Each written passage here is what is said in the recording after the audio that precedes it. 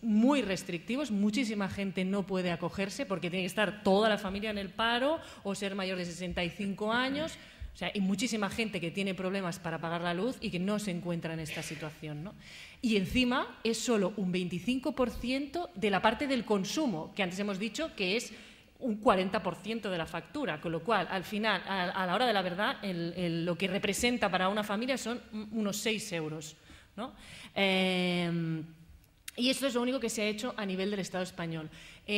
A nivel de comunidades autónomas y de ayuntamientos, lo máximo que se ha hecho es que sea la comunidad autónoma que ponga un fondo o el ayuntamiento y directamente pague las facturas de esas familias que no pueden pagar. Claro, eso en el momento puede solucionar el problema de ese mes de esa familia, pero al final eso es un parche, no es una solución. Y aparte de que estamos transfiriendo fondos públicos para pagarles a una empresa privada que está obteniendo beneficios multimillonarios gestionando unos servicios, ¿no? Esa no es la solución, ¿no? Entonces, ¿en qué situación nos encontramos? Una administración incapaz, unas empresas suministradoras totalmente insensibles a este problema porque, ¿no?, como salía el año pasado el presidente de UNESA en el programa de Salvados diciendo que gestionar energía es como gestionar una lata de sardinas, ¿no? O sea, totalmente ajenos a que están gestionando derechos. Pues entonces, al final, la ciudadanía sale a la calle, se organiza y exige sus derechos, ¿no? Y ahí surgimos la Alianza contra la Pobreza Energética hace 2 añitos, o sea, por eso seguramente muchos ni habíais oído hablar de nosotros. En la Alianza estamos muchas organizaciones, está por supuesto la PA, están las asociaciones de vecinos, asambleas de trabajadoras en el paro y también otras organizaciones que hacía muchos años que veníamos denunciando toda la parte más del modelo de gestión de estos servicios básicos, ¿no? Nos unimos y formamos la Alianza contra la Pobreza Energética. Básicamente para exigir el acceso universal a estos servicios básicos, presionando a la Administración, por supuesto, porque tiene la obligación de garantizar este acceso, pero también presionando a las empresas suministradoras y visibilizándolas como culpables. Por eso, aparte pues de hacer ruedas de prensa, de participar en las mesas de pobreza energética del Defensor del Pueblo, de la Generalitat y de los ayuntamientos y de quien haga falta. También hemos ocupado las sedes de estas empresas para visibilizarlas como parte del problema y exigir que se corresponsabilicen también, ¿no? Y, aparte de estas acciones, pues nos sumamos a esta iniciativa legislativa popular proponiendo lo que creemos que son soluciones reales contra la pobreza energética, ¿no? Principalmente, ¿qué es lo que se incluye en esta Ley 24/2015? Por un lado, parar estos cortes indiscriminados a través del principio de precaución. ¿Eso qué quiere decir? Como decíamos, la idea un poco de esta ley es trasladar obligaciones a los que consideramos son responsables, ¿no? Pues en este caso, las empresas suministradoras. Nosotros lo que incluimos en esta ley es, cuando hay un impago, lo que tiene que hacer la empresa es, antes de cortar el suministro, hablar con servicios sociales para preguntar, oye, ¿esto es una familia que se encuentra en una situación de vulnerabilidad? Sí. Bueno, pues entonces no le puedo cortar, ¿no? O sea, ya no tiene que ser la persona, porque en Cataluña se había hecho alguna medida en que, no, pues si tú ibas con un informe de vulnerabilidad a la empresa, te paralizaban el corte. Pero claro, muchísima gente no sabía que se podía hacer eso, ¿no? No es trasladar la responsabilidad y no tengo que demostrar que soy pobre y no puedo pagar. La idea es al revés. Si tú no pagas es porque no puedes. Y la empresa tiene que demostrar que puedes pagar para poderte cortar, ¿no? Y esto es un cambio interesante porque justamente defiende la idea de que estamos hablando de derechos, ¿no? Y una vez has garantizado que a esa familia no le cortas el suministro, hay que ver qué haces con la deuda, porque hay familias que tienen deudas pero de cientos e incluso miles de euros, ¿no?, con esas empresas. Nosotros, como decía antes, creemos que quien tiene que asumir ese coste es la empresa suministradora, ¿no? No hemos podido hacer en esta ley, por una cuestión competencial, lo que nosotros hubiéramos querido, porque nuestra demanda es que se haga una tarifa social, ¿no?, con un límite de, o sea, la familia paga como máximo hasta el 10% de sus ingresos. A partir de ahí, eso ya lo tiene que asumir la compañía suministradora, ¿no? Que se haga una tarifa social en función de los ingresos de la familia. Como eso no lo hemos podido hacer así, al final es que la Administración, que la Generalitat llegue a un convenio con estas empresas para que pongan ayudas o hagan descuentos muy significativos en la factura, ¿no? O sea, al final es garantizar que no se corta el suministro, que nadie queda privado del acceso a un derecho básico por una cuestión económica y que si hoy en día tenemos unas empresas privadas que gestionan estos servicios, pues que asuman la responsabilidad que implica. Mientras esto funcione así, nosotros tenemos demandas que van mucho más allá, ¿no? Que al final es, hombre, quizás nos tenemos que plantear el modelo de gestión de servicios básicos que tenemos, porque si el que tenemos ahora es privado, pero deja fuera a un 17% de la población, quizás nos tenemos que empezar a plantear otro modelo de gestión que realmente tenga una vocación de servicio público y que realmente dé cobertura a toda la ciudadanía, ¿no?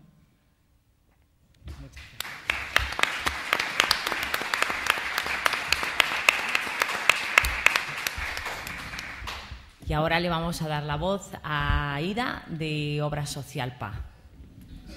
Bueno, antes de nada, como dice Cris, la obra social es una parte de la PA, es una campaña de la PA más, igual que las 5 de la PA es una campaña o en su día la ILP fue otra campaña. Es decir, que aunque vengamos varios, ¿no? que tampoco pensemos que son cosas en absoluto diferentes. Como decía antes el compa Carlos, la PA trabajamos en un montón de ámbitos, ¿no? O sea, nosotros, por un lado, trabajamos con el tema de hipotecas, trabajamos con la Administración para conseguir realojos o para conseguir cambiar las leyes, que evidentemente es nuestro objetivo. ¿Cuál es el problema? Que mientras que conseguimos cambiar esas leyes, y no, mientras presionamos a los bancos, presionamos a las administraciones locales, autonómicas o del Estado español, nos seguimos quedando en la calle. O sea, como decíamos, van más de 400.000 desahucios en estos años y, claro, aunque intentemos cambiar la ley, no siempre esos cambios o no siempre esas victorias que conseguimos o esos alquileres sociales que arrancamos a los bancos o a las administraciones públicas tienen una respuesta inmediata. Entonces, en este sentido, surge en el año 2011 la campaña de la obra social de la PA, que lo que plantea es que, como siempre decimos, me imagino que aquí en las asambleas de aquí de Lanzarote también se dirá, en la PA nadie se va a quedar en la calle, cuando por alguna razón, como que se ejecute un desahucio porque no se puede parar en la puerta, porque la desobediencia civil no funciona o porque hay demasiada policía o porque es un particular el propietario del piso y, como comentábamos, pues bueno, no es que uno coma para que no coma el otro, ¿no? Esto no se trata de una guerra entre pobres. Pues surge la necesidad de que hay gente que de hoy para mañana o de hoy para dentro de un mes se queda en la calle literalmente y la administración pública, pues como no tiene vivienda pública, no es capaz de hacer frente. ¿Qué hacemos en ese caso? En ese caso, pues lo que hacemos es organizarnos y recuperar lo que es nuestro, lo que ya hemos pagado con dinero de todas. La banca en España ha sido rescatada con más de 280.000 millones de dinero de todas y, por lo tanto, más que necesitar que se invierta más dinero de todas en construir más pisos para que sigan los 3,5 millones que hay a día de hoy en el Estado español vacíos, pues consideramos totalmente legítimo y totalmente razonable recuperar esas viviendas que están vacías en manos de los bancos y que realmente ya hemos pagado para que esa gente que no tiene una alternativa habitacional viva. Evidentemente, esto no deja de ser una solución de emergencia total. Nosotros, antes de quedarte en la calle, ¿no? Pues recuperas una vivienda de un banco. Pero esa vivienda siempre se va a recuperar con la intención de pagar un alquiler, pero un alquiler que podamos pagar. Además, como tenemos las leyes en la actualidad, ¿no? Me imagino que muchos lo sabréis porque nos ha pasado a muchos, entras en un bucle. La administración pública, una vez, por ejemplo, eres desahuciado por primera vez, ya no tienes acceso a determinadas ayudas, a veces no te quieren empadronar, con lo cual no tienes acceso ni a bancos de alimentos, ni a veces a la escolaridad, Esto es un bucle, ¿no? Que va. Entonces, la manera de solucionar esto es como todo en la PA, organizándonos, analizando la ley y analizando la Administración las posibilidades que tenemos y presionando todas juntas. Igual que no tenemos la culpa de no poder pagar la hipoteca, tampoco tenemos la culpa de no poder pagar el alquiler. A día de hoy hay más de 4 millones de parados en el Estado español, hay más de 700.000 familias sin ningún tipo de ingresos y lo suyo sería que la Administración pública se hiciese cargo de esta situación, pero la realidad es que nos cuesta una batalla diaria que desde la PA llevamos para hacer realidad las 5 de la PA, igual que en Cataluña hemos llevado durante un montón de meses para hacer realidad la ILP y lo que nos queda. Pero eso, mientras tanto, lo que no podemos hacer es ni quedarnos en la calle ni abandonarnos unos a otros. Evidentemente, esta filosofía, ¿no? O sea, esta idea de que ya hemos pagado con dinero público las casas de los bancos, que tiene vacías cayéndose, y en zonas como Lanzarote seguro que hay montones de edificios que están cayéndose por desuso, porque se construyeron en su día, el boom inmobiliario, se iban a vender a turistas y nunca se vendieron. Están ahí que en realidad lo único que están generando es más gastos. Más gastos a todas porque no pagarán IBI, no pagarán nada y a la vez más gastos incluso a los propios bancos porque eso, si algún día llegan a venderse, van a tener que invertir para arreglarlas. Nosotros lo único que planteamos es, para eso, danos un alquiler social o cédelas a la Administración pública y que con ellas se haga un parque público de vivienda. La ILP catalana, por ejemplo, una de las cosas que incluye es eso, es que la obligatoriedad de ceder vivienda vacía de bancos a la Administración para que pueda dar alquileres sociales a la gente que la está demandando. Por eso es súper importante que todos tengamos clarísimo que, uno, ya se está consiguiendo, o sea, hemos conseguido cambiar leyes para que sea obligatoria esa cesión y estamos trabajando para que eso se cumpla. Dos, hemos conseguido alquileres sociales directamente de manos de los bancos. Todavía hace un par de días nos contaban unos compañeros que presionando un par de familias que iban a ser desahuciadas de alquiler de un particular que no tenía ningún tipo de alternativa, se consiguió que la Sareb les diese un alquiler social con la Administración mediando. O sea, se consiguen. Las cosas se consiguen, pero bueno, se consiguen estando organizadas y en el caso de la obra social todavía más, porque normalmente nos encontramos con que son seguramente las partes más vulnerables, porque a quien cierra las puertas la Administración, como no tiene vivienda, cierra las puertas en general. Pero a quien más cierra las puertas es pues, a personas sin papeles, a personas que ya vienen de otro desahucio. Y claro, o sea, justo esa situación de vulnerabilidad y que recuperar viviendas es completamente legítimo, pero ilegal, lo que hace es que muchas veces caigamos en un bucle de desahucio tras desahucio que no nos permite, evidentemente, rehacer nuestras vidas nunca. Con la obra social lo que planteamos es acabar con esa dinámica y si no nos dan esos alquileres sociales o nos dan esos derechos, pues recuperamos nuestros derechos, nos plantamos y todas juntas lo conseguimos. Como me imagino que sabréis, pues la obra social de la PA lleva en estos últimos años realojadas a más de 2.500 familias. A veces lo hacen viviendas individuales, en pisos, en casas o en edificios completos. Tenemos ahora mismo pues, 40 bloques en todo el Estado español. Para 2 de ellos ya se ha conseguido que se cedan a la Administración pública y se den alquileres sociales a la gente que vivía allí y estamos en trámites ahora mismo de otros 2 bloques enteros, que estamos hablando de, creo que son 70 y pico familias las que ya han firmado su alquiler social y en bloques, o sea, dentro de los sitios donde ya vivían desde hacía años, y los que están en vías de conseguirlo son otras 60 y tantas. O sea, que realmente se está consiguiendo, pero se está consiguiendo con estos años que llevamos de presión y de presionar por todas las vías. Por un lado, presionamos para cambiar la ley, por otro lado, desobedecemos las leyes que ahora mismo existen y que son injustas para intentar cambiarlas también desde el otro lado. O cedes por las buenas o cedes por las malas. Pero lo que no vamos a hacer es quedarnos en la calle ni quedarnos de brazos cruzados. Además, a día de hoy, no sé si os pasará aquí, pero me imagino que como en el resto del Estado español, justamente este ciclo de desahucio de hipoteca, desahucio de alquiler, segundo, tercer desahucio, está entrando en un bucle de como decía Carlos antes, de una oleada de ocupación en precario brutal. En los últimos 4 años, los datos que hay del Poder Judicial dicen que se ha multiplicado un 200% las familias en esta situación. Familias en esta situación que además normalmente están en una absoluta indefensión legal.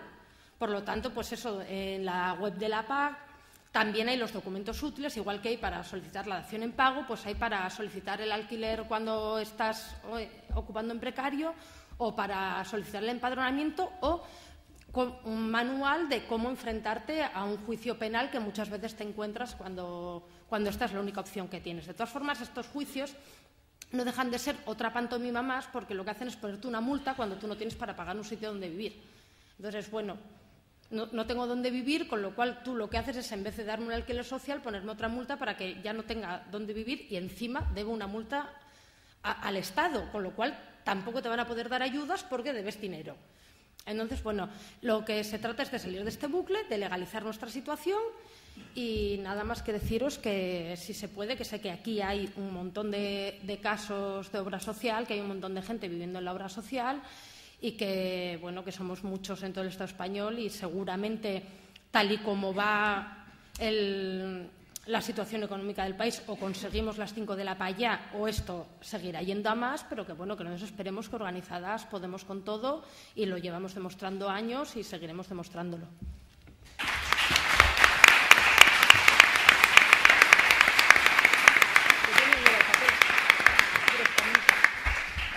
Bien, ahora, quien tenga alguna duda, nos quiera compartir alguna experiencia, vamos a tener el momento de micrófono abierto. Planteáis dudas o compartís experiencia. Adelante.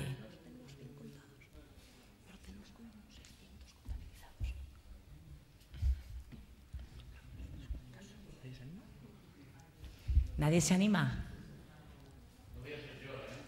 Pues ¿por qué no? Mari.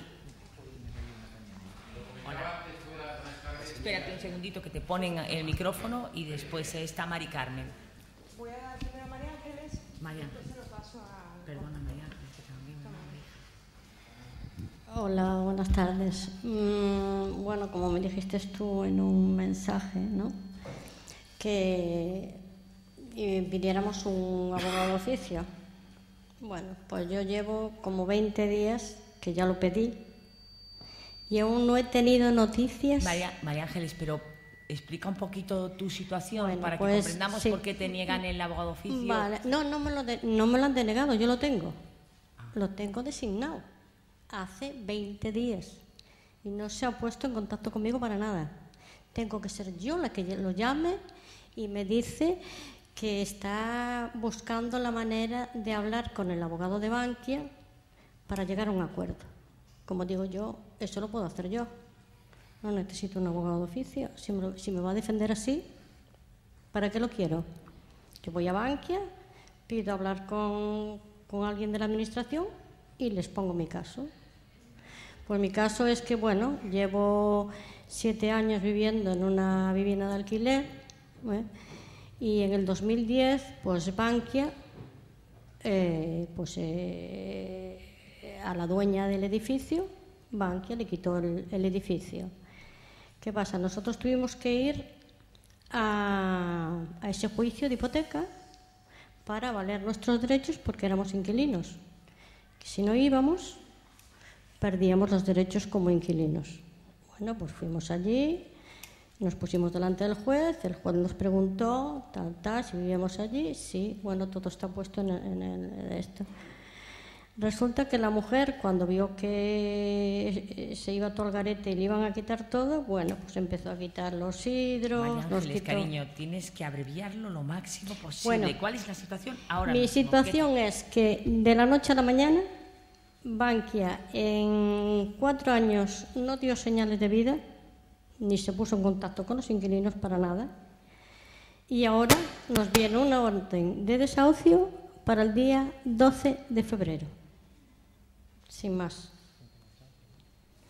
Y como te digo, el abogado, pues eso, no sé para qué pedía un abogado de oficio, porque no está haciendo nada. Nuestros mejores abogados somos nosotros mismos, siempre.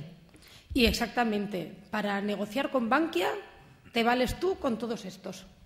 O sea, yo sinceramente creo que con Bankia o con quien sea, nuestro problema, los primeros que tenemos que enfrentarnos somos nosotros y nosotros con nuestros compañeros. Compartirlos y decir, venga, pues, ¿qué hay que conseguir? ¿Un alquiler social con Bankia? 20, pues nos juntamos, vamos todos y a tocarle las narices a Bankia, que le salga más rentable darnos ese alquiler social que seguir aguantándonos y seguir aguantando que le paremos de socios en la puerta, porque nosotros practicamos desobediencia civil y seguiremos practicándola.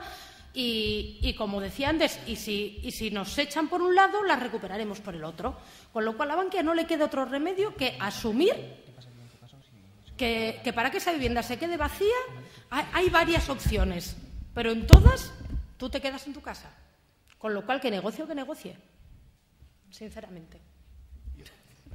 Aparte de lo que decía Aida, que totalmente de acuerdo, para poner un ejemplo de qué estábamos hablando de la ILP que se ha aprobado en Cataluña, la Ley 24/2015, que esto tiene que generar un efecto dominó y se tiene que aprobar en todos los parlamentos autonómicos porque el Congreso de los Diputados no nos ha servido para solucionar nuestros problemas. En tu caso concreto, si hoy se aprobase la misma ley que hemos conseguido aprobar en Cataluña en el Parlamento Canario, que ya digo, no hay excusa para que no se apruebe una ley igual o similar, ¿qué pasaría en tu caso?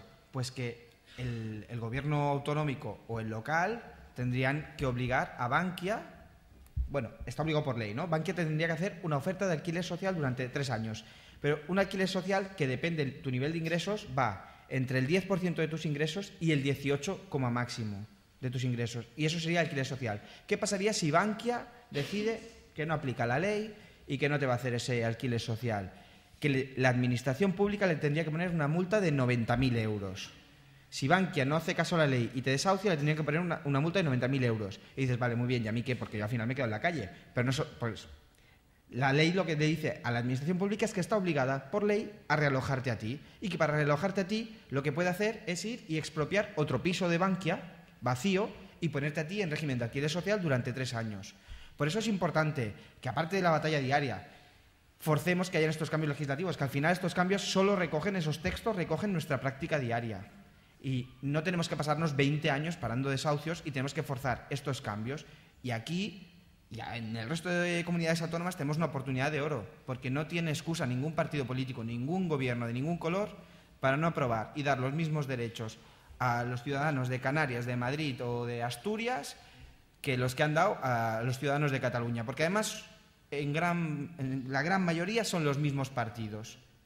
Entonces, hay que empujar en esa dirección para no estar cada día parando desahucios. Que lo haremos mientras haga falta, eso está clarísimo. Pues felicidades por la iniciativa legislativa popular. Agradecerle su labor. Yo creo que es lo suyo, ¿no? La plataforma de afectados por la hipoteca y la enorme labor que está haciendo. Y en la línea, lo comentaba antes, antes de empezar el acto, de que el año pasado pues, un cliente desahuciado por hipoteca pues escribió por escrito y recibió contestación por escrito del Banco de España de que la titulación, la propiedad de la vivienda la tienen pues los fondos buitres, como mencionabas antes, Blackstone y Cerberus, donde trabaja el hijo de Aznar y cómo se lucra pues con decenas de millones de euros de sangre inocente, ¿verdad? En esta línea, y como tenemos, yo no he hecho las cuentas, pero deben de ser varias decenas o centenas de miles de viviendas que estos fondos buitres tienen en su propiedad, pues yo creo que la crítica, entre comillas, o sugerencia también, si es posible, pues que donde haya sedes sociales de estos fondos buitres y alguna iniciativa ha habido ya en Barcelona de protesta, de escrache, en estas, donde tienen sedes sociales, que la plataforma afectados por la hipoteca como fórmula de presión, pues que deberían de ser más evidentes las protestas en estas sedes. Y nada más, muchas gracias. ¿Puedo responder muy breve? Solo te voy a recordar que nosotros aquí hemos tenido un montón de acciones contra los fondos buitres y hemos sacado nuestro buitre gigante. En este caso lo hicimos en la oficina del BBVA porque tiene relación con Blackstone y participamos de todas las acciones internacionales de la PA. Con lo cual la presión se está haciendo aquí en la isla de Lanzarote también.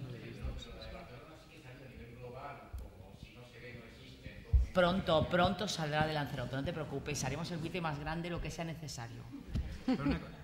aquí uno de los miedos, ¿no? Blackstone compró Catalunya Caixa con 90.000 hipotecas, o sea, con 90.000 familias, que además ellos mismos reconocen que el 90% están en situación de impago, por lo tanto que las van a desahuciar. Y en un primer momento en La Paz nos quedamos un poco bloqueadas porque de repente nuestro enemigo no pasaba a estar en cualquier esquina con una oficina, sino que en realidad tenía en algún polígono industrial, tiene unas oficinas, pero que creo que solo tiene en Barcelona, diría. Sí, yo creo que solo en Barcelona. Y que luego sus sedes están en Londres, en Tokio, en Nueva York y en San Francisco. Y es, bueno, claro. Y en Chicago.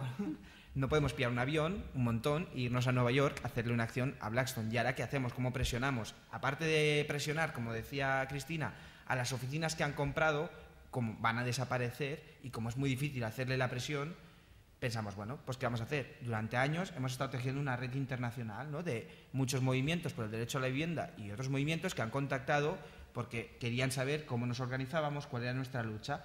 Y ahí es cuando pensamos, bueno, ¿dónde está esta gente? Nueva York, Londres, Tokio, París. Y empezamos a proponer a estos colectivos pues lo mismo que hemos hecho todos estos años. Hemos generado solidaridad entre nosotros y hemos parado los desahucios, pues le pedimos, ahora necesitamos una solidaridad que cruce mares. Y entonces hicimos acciones. Cuando Blackstone se instaló, que no quería hablar con nosotros y que el único mensaje fue he venido a hacer negocio con la vivienda y tengo que sacar a las familias rápido, pues cuando se encontró que en Nueva York, en Chicago, en Tokio, en Londres, en Barcelona, en Lanzarote, en Madrid, en 1000 sitios se hicieron acciones, algunas en oficinas de BBVA o de Catalunya Caixa que había comprado, pero muchas de ellas fuera, en sus sedes donde están ellos con sus trajes, allí entonces empezaron a cambiar la postura. Entonces, bueno, pues cuando nos encontramos con situaciones de estas nuevas, tenemos que ser capaces de innovar y hacerles presión allá donde se escondan. Y el mensaje tiene que ser eso. Ni en una cueva os vais a poder esconder porque os vamos a ir a presionar porque nuestras vidas están en juego.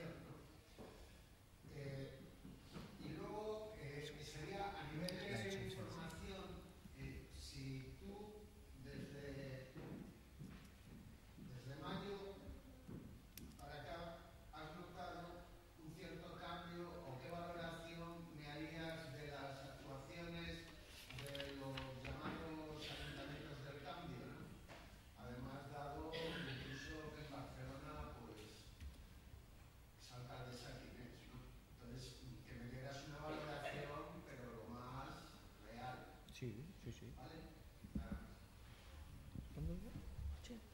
O sea, lo que apuntabas de los partidos, claro, no es tener una visión infantil de, pues como han votado que sí en Cataluña, van a votar que sí en todos lados. Pero creo que la visión tiene que ser, o sea, ¿qué harías tú si mañana presentáis esa ley y el PP o el PSOE, que en Cataluña, o Ciudadanos, que en Cataluña ha votado que sí, aquí dice que no? ¿Qué harías? Te lo pregunto, o sea, respóndeme, ¿qué harías?